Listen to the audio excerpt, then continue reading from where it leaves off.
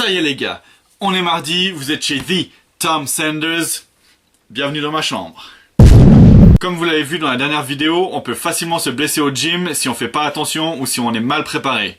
Ce qui n'était pas mon cas. C'est pourquoi cette semaine, je vais vous montrer comment éviter et surmonter les blessures. Si vous faites de la muscu, un de vos soucis devrait être d'éviter les blessures. Déjà parce que c'est pas marrant.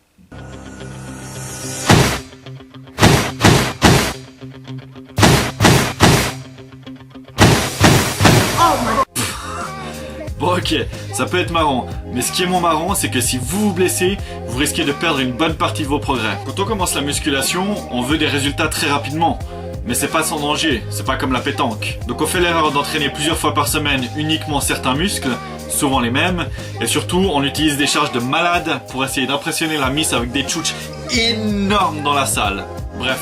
Quand les muscles sont épuisés, le squelette va prendre le dessus et avec la fatigue, les chances de vous blesser sont plus grandes. Alors la première chose à faire, c'est déjà de savoir quelles sont les causes de blessures.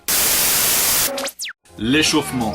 C'est quelque chose qui peut paraître chiant à faire, mais c'est super important. Ce que je vous conseille, c'est de choisir un exercice et de faire une ou deux séries longues avec un poids léger. C'est ce qui va permettre de chauffer les articulations et d'amener du sang dans les muscles concernés. Ou sinon, vous pouvez faire une petite huitaine de minutes sur un tapis de course ou sur un vélo. Il y a également le fait de mal exécuter les exercices. Et c'est l'une des plus grandes causes de blessures. Une mauvaise technique peut entraîner une déchirure, une élongation ou une rupture des ligaments. C'est pour ça que vous devez apprendre dès le départ à faire les mouvements correctement avant de vouloir ajouter du poids. Faites-les lentement et toujours avec maîtrise. Et là où l'ego peut entrer en jeu et vous faire du mal, c'est quand vous voulez utiliser trop de poids, et ça c'est clairement une mauvaise idée. Si vous devez sacrifier la technique du mouvement à cause du poids, c'est que c'est trop lourd. Même si je sais que la plupart des bodybuilders le font.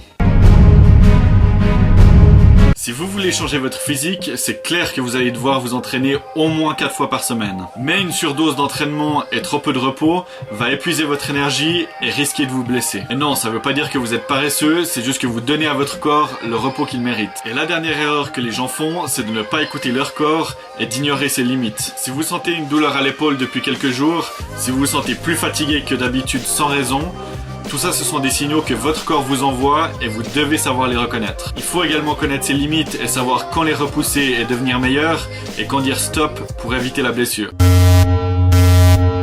Mais si malheureusement, malgré tous ces conseils, il vous arrive de vous blesser, vous allez devoir être patient. Si vous brusquez les choses et que vous vous remettez au sport sans attendre que votre corps soit rétabli, vous allez le regretter. Au début, tout ira bien.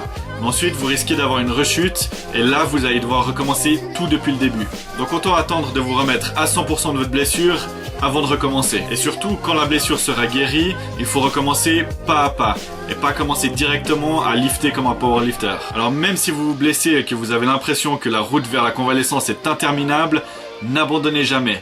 Faites comme ce mec dans Question pour un champion, jusqu'au jour où vous serez de retour à 100%. Quelle mer fermée de l'Asie occidentale est bordée par la Jordanie et par Israël? C'est la mer Noire. Non, quelle mer faisant partie de l'océan Arctique borde la Sibérie? C'est la mer Noire, la mer... Quelle mer située entre l'Arabie et l'Afrique et reliée à la Méditerranée par le canal de Suez? C'est la mer Noire. Non, au bord de quelle mer est située la station balnéaire de Yalta? C'est la mer Noire. Oui.